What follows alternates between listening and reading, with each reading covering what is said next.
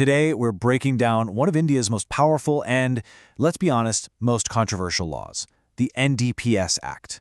For almost 40 years now, this one piece of legislation has really defined the country's entire approach to drugs. And you don't have to guess what it's about. Right there, in its own words, from 1985, the Act tells you its mission. This wasn't just a small tweak to the old rules, no.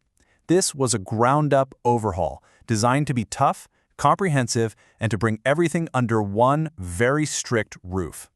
You probably know it simply as the NDPS Act, and this is the absolute backbone of India's war on drugs. It's the rule book that defines what's illegal, who gets punished, and how severely. All right, let's really get into it. So, first things first, what does this act actually forbid? Well, to understand the rules, you have to understand what it's talking about, because the law is incredibly specific about the substances it controls. Okay, so first up, you have narcotic drugs. The simplest way to think about these is that they're generally derived from plants. We're talking things like the opium poppy, the coca leaf, and of course, any drugs that are manufactured from them. Then you've got this other huge category, psychotropic substances. Now, this is a whole different ballgame. This is a much broader, chemical-focused list. It's basically a long official schedule of natural or man-made compounds that affect your mind. Think everything from amphetamines to sedatives. And you know, the act gets really granular, even with specific plants. For cannabis, it's not enough to just ban the plant. It goes out of its way to define exactly which parts and products are illegal. The resin, which is charas, and the flowering tops, known as ganja.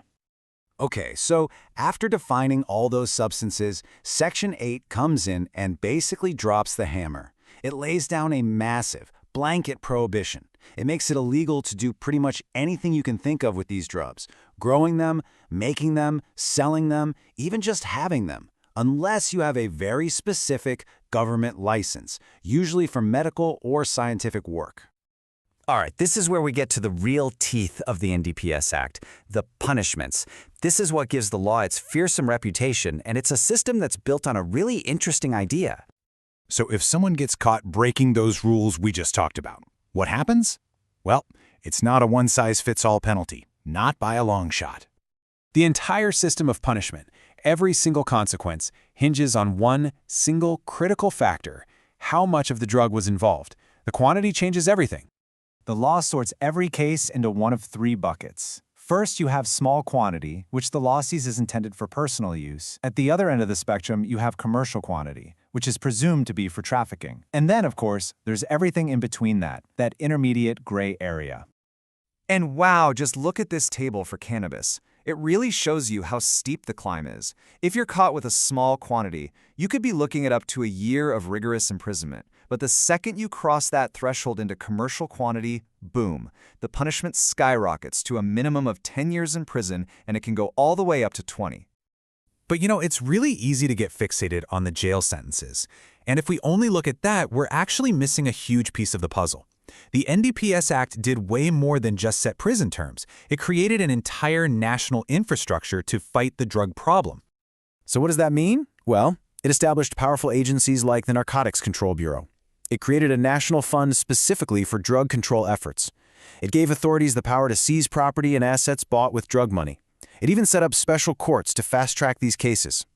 And, this is really important, it also included provisions for treating and rehabilitating addicts. So when you put all these pieces together, the really harsh punishments on one side and this whole framework for rehabilitation on the other, you start to see this dual personality. It's like there are two completely different ideas beating at the very heart of this one law. And this right here perfectly captures that central tension. On one hand, you have an iron fist. This law is designed to be a massive deterrent with some of the toughest mandatory sentences anywhere. I mean, Section 31A can even bring in the death penalty for certain repeat offenders. But on the other hand, it offers a path to recovery. Section 64A gives addicts immunity from being prosecuted if they volunteer for treatment, which basically says, we see this as an illness, not just a crime. And it's this exact push and pull that makes the NDPS Act so complex and so endlessly debated. It leaves us with this huge question, doesn't it? After all this time, is the law really striking the right balance between justice and recovery? I think what you should really take away from this is that the act is both a sword and a shield. It's a powerful tool for punishment, but it also holds the promise of recovery. And how India chooses to wield that tool, well, that remains one of its greatest legal and social challenges.